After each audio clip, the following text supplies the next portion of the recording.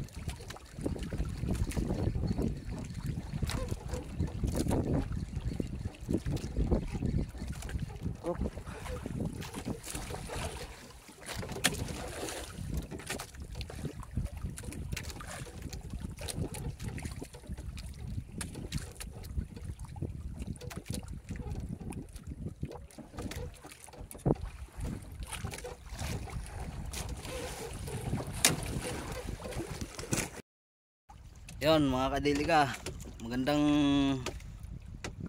umaga po sa inyo. Ako po ay nagpisting mag-casting.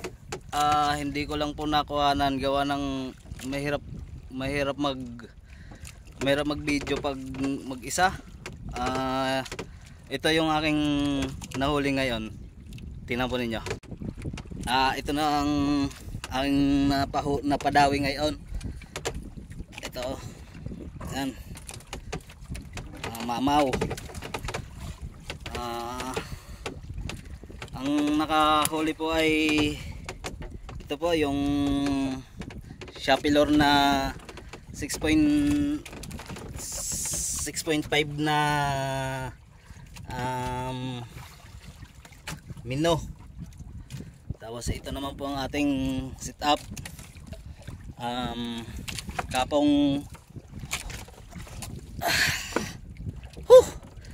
Kapong 66 to. Tapos ang ating kapong 66 to ang ating rad. Ang ating reel naman ay Berking 3000 series. Tapos ang ating line ay G-Braid 10LB. Ito naman po ang napadawi sa yan sa ating setup. Nakakabit po yung tanggalin ko na sa ganso. Ayun. Atay. Yan napatawi. Tanggalin ko na kagat pa. Nakakuha pa sa bunganga. Ayun. Grabe. Panalo. Panalo. Mamaw oh. Mamaw.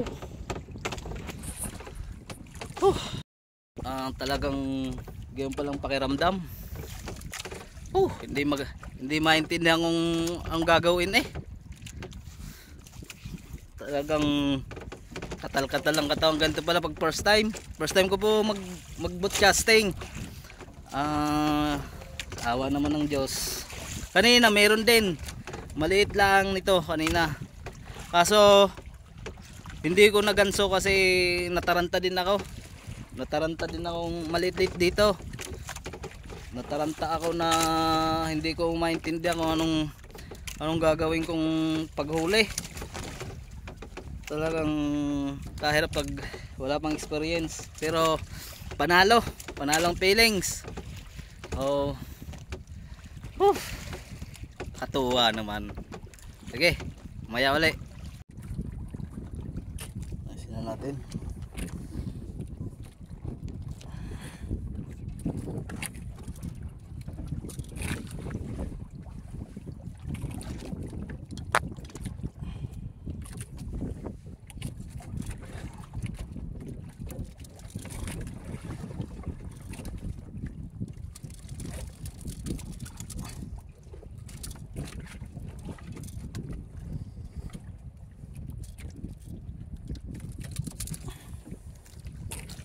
Yun.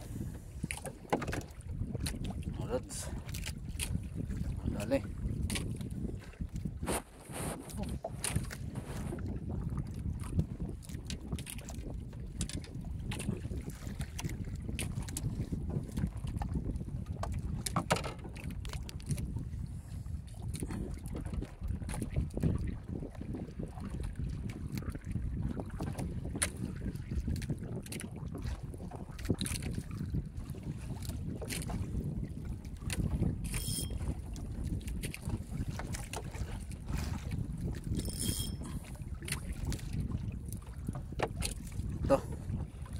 Itong nakakuan,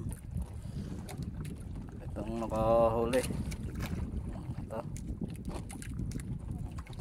siya. Kasi ito naman ang ating setup. Ito ay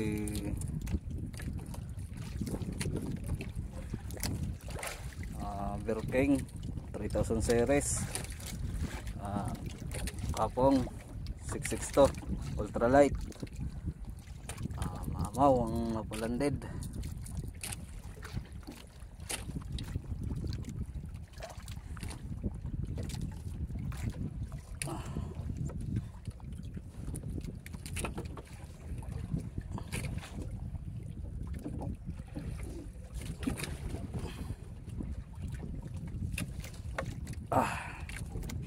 Siya.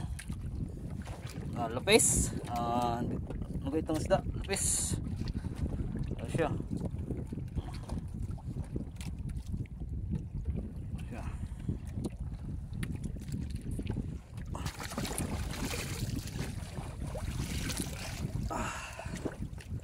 Thank you Lord.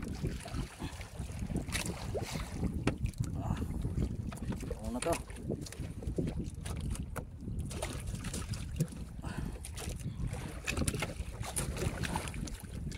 Tayo cast.